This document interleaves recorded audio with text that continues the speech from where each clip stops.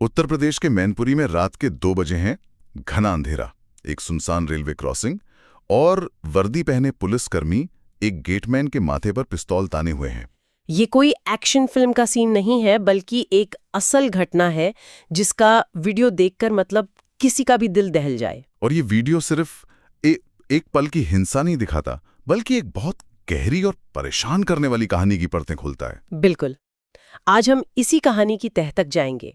हमारे पास जो स्रोत हैं उनकी मदद से हम सिर्फ ये नहीं समझेंगे कि उस रात हुआ क्या था, बल्कि ये भी जानने की कोशिश करेंगे कि ऐसा क्यों हुआ। हाँ, ये पूरी घटना 2 ताकतों के टकराव की कहानी है।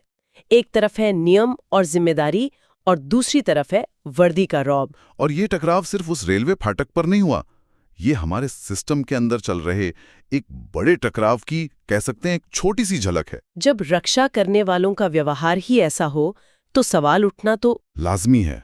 चलिए इस गुत्थी को सुलझाते हैं। तो चलो शुरू से समझते हैं कि उस रात असल में हुआ क्या था। तारीख थी 2 फरवरी। जगह उत्तर प्रदेश के मैनपुरी का टिंडोली रेलवे क्रॉसिंग, और जैसा मैंने कहा वक्त था रात के करीब 2 बजे का। ओके। जब कालिंदी एक्सप्रेस को वहां से गुजरना था और इसलिए नियमों के मुताबिक रेलवे फाटक बंद था। ये एक बिल्कुल सामान्य प्रक्रिया है जो हर रोज हजारों क्रॉसिंग्स पर होती है। लेकिन उस रात इस सामान्य प्रक्रिया में कुछ असामान्य लोग दाखिल हो गए। कौन थे ये लोग? एक टाटा सूमो और एक और गाड़ी आकर रुकते हैं, जिनमें स्पेशल ऑपरेशंस ग्रुप यानी एसओजी के पुलिसकर्मी सवार थे। एसओजी मतलब ये तो एक स्पेशलिस्ट यूनिट है जी। और यहीं पर कहानी का सबसे हैरान करने वाला हिस्सा सामने आता है। स्रोत बताते हैं कि फाटक पर रुकने के सिर्फ 2 या 3 मिनट के अंदर ही उनका सब्र जवाब दे गया। सिर्फ 2-3 मिनट? हाँ, सिर्फ 2-3 मिनट। ये बात मुझे बहुत चौंकाती है। एक आम आदमी इतनी जल्दबाजी करे तो शायद समझ भी आए, लेकिन एक ट्रेन्ड पुलिस ऑफिसर इतना कम सब्र क्यों? ये एक बहुत जरूरी सवाल है, क्योंकि यहीं से हमें उनकी मानसिकता की पहली झलक मिलती है। एसओजी जैसी यूनिट्स को अक्सर सबसे मुश्किल और खतरनाक मामलों के लिए बनाया जाता है। सही है। इस वजह से उनमें एक मिशन ओरिएंटेड सोच, मतलब एक तरह की जिद विकसित हो जाती है, जहां हर हाल में अपने लक्ष्य तक पहुंचना होता है। तो यहाँ उनका मिशन था फाटक पार करना। बिल्कुल। और उस रेलवे फाटक को उन्होंने एक नियम की तरह नहीं, बल्कि अपने मिशन के रास्ते में आई रुकावट की तरह देखा। मतलब उनके लिए वो गेटमैन अवध किशोर अपनी ड्यूटी करने वाला एक कर्मचारी नहीं था। नहीं, वो एक बाधा था जिसे हटाना जरूरी था। अच्छा। यहीं पर हम बनाम वो की मानसिकता काम करने लगती है, और ये बहुत खतरनाक है। गाड़ी से 5-6 हथियारबंद लोग उतरते हैं और सीधे गेटमैन अवध किशोर के केबिन में घुस जाते हैं। और घुसते ही उन्होंने फाटक खुलने का हुक्म सुनाया होगा। बिल्कुल। और अवध किशोर ने वही किया जो किसी भी ईमानदार कर्मचारी को करना चाहिए। उन्होंने नियमों का हवाला दिया, बताया कि ट्रेन आने वाली है और फाटक खोलना खतरनाक होगा। मुझे तो उस अकेले इंसान की हिम्मत की दाद देनी पड़ेगी। हाँ, हथियारबंद लोगों के सामने भी वो अपने फर्ज पर अड़ा रहा। और शायद उसका अपने फर्ज पर अड़े रहना ही उनका अहंकार बर्दाश्त नहीं कर पाया। यहीं पर नियम और रौब की असली लड़ाई शुरू हुई। तो जब उसने मना कर दिया, फिर क्या हुआ? जब गेटमैन ने साफ इनकार कर दिया तो वे पुलिसकर्मी आपस से बाहर हो गए। बात सिर्फ बहस तक नहीं रही, वो गाली गलौज और धक्का मुक्की पर उतर आए। और फिर वो हुआ जो किसी भी सभ्य समाज में मतलब सोचा भी नहीं जा सकता। हाँ, उनमें से एक पुलिसकर्मी ने अपनी पिस्तौल निकाली और सीधे अवध किशोर के माथे पर लगा दी। ये मंजर उस वायरल वीडियो में साफ दिखता है। एक निहत्थे कर्मचारी के सिर पर बंदूक, और उसे तानने वाला वो इंसान जिस पर कानून की रक्षा की जिम्मेदारी है। जरा उस पल के तनाव और डर की कल्पना कीजिए। और बाकी लोग क्या कर रहे थे? केबिन के अंदर एक अकेला आदमी और बाहर कमर पर हथियार लगाए खड़े उसके साथी। वो माहौल को और डरावना बना रहे थे। ये सिर्फ एक धमकी नहीं थी, ये शक्ति का सबसे नग्न और क्रूर प्रदर्शन था। उन्होंने कहा कि अगर गेट नहीं खोला तो जान से मार देंगे। जान से मारने की धमकी? जी। बात यही खत्म नहीं हुई। इसके बाद उन्होंने अवध किशोर को केबिन से बाहर घसीटा, पटरियों पर ले गए और बेरहमी से पीटा। और ये सब कुछ छिपकर नहीं हो रहा था। मतलब कोई देख रहा था? हाँ, नाइट पेट्रोलिंग पर मौजूद एक और रेलवे कर्मचारी ट्रैकमैन नारायण सिंह ये सब अपनी आंखों से देख रहे थे।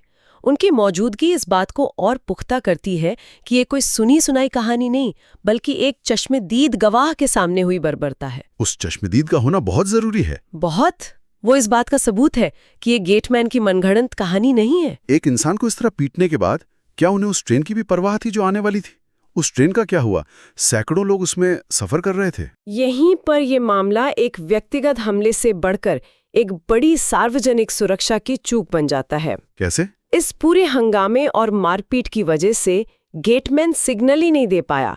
नतीजा ये हुआ कि कालिंदी एक्सप्रेस को 10 से 15 मिनट तक क्रॉसिंग पर ही खड़ा रहना पड़ा। रात के अंधेरे में बीच रास्ते में? जी। सोचकर ही हैरान होती है। रात के उस सन्नाटे में ट्रेन का ड्राइवर लगातार हॉर्न बजा रहा होगा। आसपास के लोगों में दहशत फैल गई होगी कि आखिर हो क्या रहा है। बिल्कुल। रेलवे कर्मचारियों का जो बयान हमारे स्रोतों में है वो बहुत गंभीर है। क्या कहा उन्होंने? उनका साफ कहना है कि अगर जरा सी भी चूक होती तो एक बहुत बड़ा रेल हादसा हो सकता था। हम यहाँ एक संभावित त्रासदी की बात कर रहे हैं जिसे बस संयोग से टाल दिया गया। और ये सब सिर्फ इसलिए हुआ क्योंकि कुछ लोगों को 2 मिनट इंतजार नहीं करना था। हाँ, यह दिखाता है कि कैसे कुछ लोगों की 2 मिनट की मनमानी ने पूरे सिस्टम को, सैकड़ों जिंदगियों को दांव पर लगा दिया था। ये सवाल खड़ा करता है कि जब कानून के रखवाले ही अपनी सुविधा के लिए सार्वजनिक सुरक्षा को इस तरह खतरे में डाल दें, तो आम नागरिक आखिर भरोसा करे तो किस पर? यही तो इस घटना का सबसे बड़ा और डरावना पहलू है। ये व्यवस्था पर भरोसे को तोड़ता है। ये दिखाता है कि वर्दी का रौब किस तरह जिम्मेदारी पर भारी पड़ सकता है और इसके नतीजे कितने खतरनाक हो सकते हैं। उस एसओजी टीम की नज़र में फाटक पार करना इतना जरूरी हो गया कि उन्हें सामने खड़ी ट्रेन और उसमें बैठे लोग दिखाई नहीं दिए। बिल्कुल। एक कर्मचारी के सिर पर पिस्तौल तान दी गई, सैकड़ों यात्रियों की जान खतरे में डाली गई। इतना सब होने के बाद ये यकीन करना मुश्किल है कि इस पर कोई एक्शन ना हो। तो क्या वाकई कोई कार्रवाई हुई या मामला दबा दिया गया? कार्रवाई हुई, लेकिन उसकी वजह और रफ्तार पर ध्यान देना जरूरी है।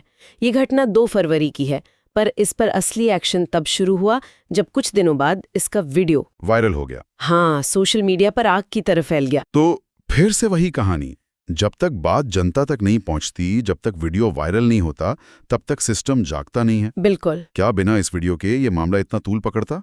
शायद नहीं। क्या सिर्फ एक गेटमैन की शिकायत पर इतने बड़े एक्शन की उम्मीद की जा सकती थी? ये आज के दौर की कड़वी सच्चाई है।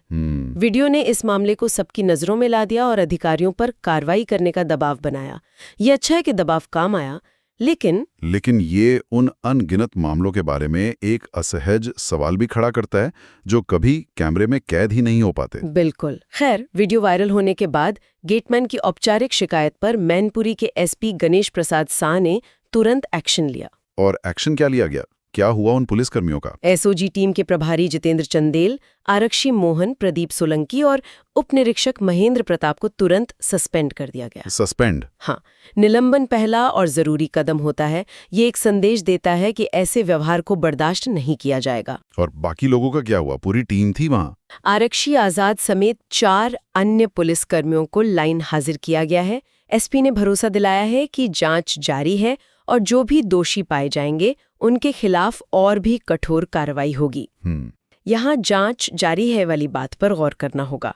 निलंबन और लाइन हाजिर करना एक विभागीय कार्रवाई है। सही है। असली जवाबदेही तब तय होगी जब पूरी जांच के बाद कानूनी प्रक्रिया के तहत सजा सुनाई जाएगी। देखना यह है कि ये मामला सिर्फ एक डिपार्टमेंटल एक्शन बनकर रह जाता है या इसमें आपराधिक धाराओं के तहत मुकदमा भी चलता है, क्योंकि सिर पर पिस्तौल तानना कोई छोटी मोटी बात नहीं है। बिल्कुल नहीं। तो अब इस मामले की जड़ पर आते हैं, जिसकी तरफ हमारे स्रोत बार बार इशारा कर रहे हैं। उन्होंने इसे साफ शब्दों में पद और वर्दी के बल पर गुंडागर्दी कहा है।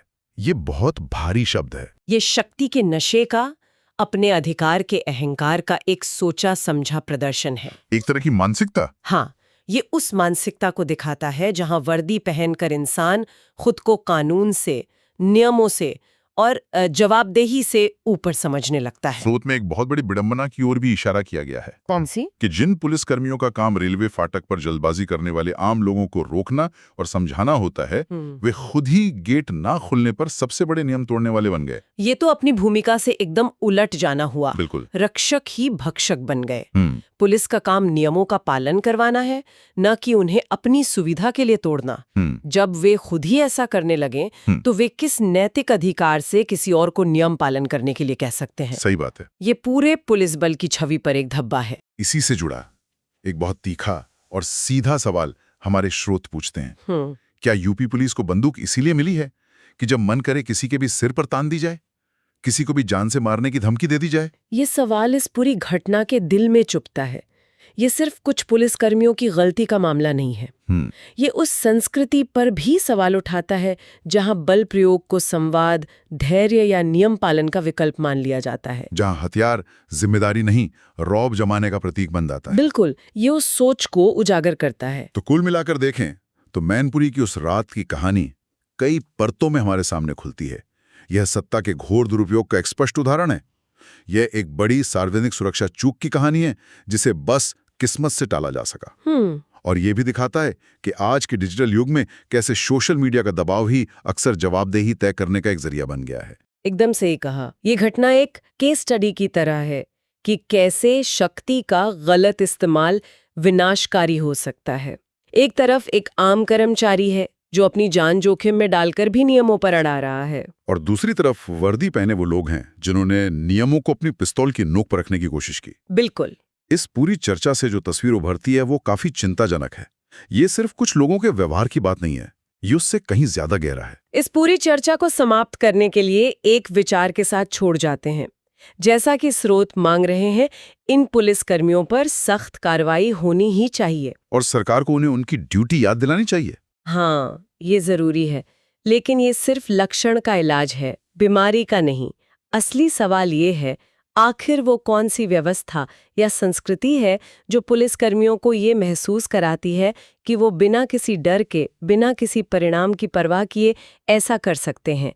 क्या ये सिर्फ कुछ खराब सेब का मामला है, या ये शक्ति, जवाबदेही और पुलिस की भूमिका को लेकर किसी गहरी प्रणालीगत समस्या की ओर इशारा करता है जिस पर और भी गहराई से सोचने की जरूरत है। और ये भी कि अगर एक वर्दीधारी दूसरे ड्यूटी पर तैनात कर्मचारी के साथ ऐसा कर सकता है तो वो एक आम नागरिक के साथ कैसा व्यवहार करते होंगे जब कोई कैमरा ऑन ना हो।